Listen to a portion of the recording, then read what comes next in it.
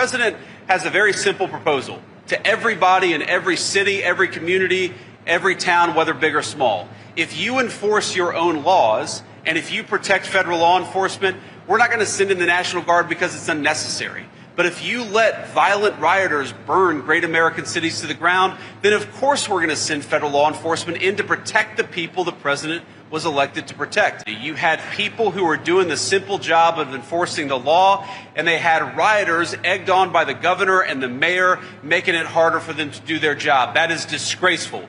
And it is why the president has responded so forcefully what happened in Los Angeles. Number one, because we've got to enforce our borders and get so many of these criminals out of our country to begin with. And number two, when you have violent agitators who make it impossible for the law enforcement to do their job, it is necessary to protect them and to defend them.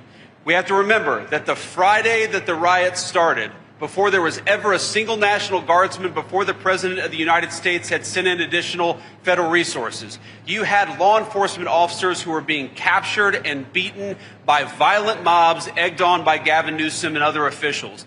It was necessary to send the National Guard to stop that process, to bring some order back to this great city, and to make it possible for the people's president to enforce the people's immigration law.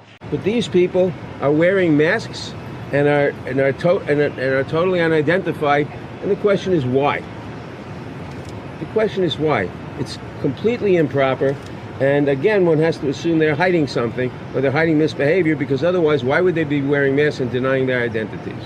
Every freaking day, I'm raising children in this city. I know what it's like to feel unsafe and to be targeted.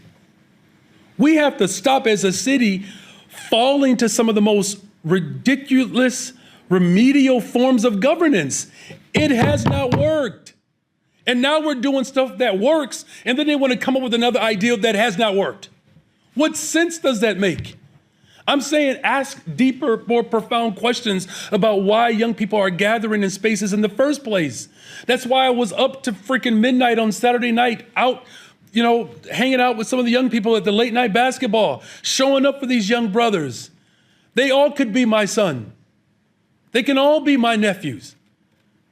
Iran's leaders could have avoided this conflict had they agreed to a deal that would have prevented them from ever obtaining a nuclear weapon.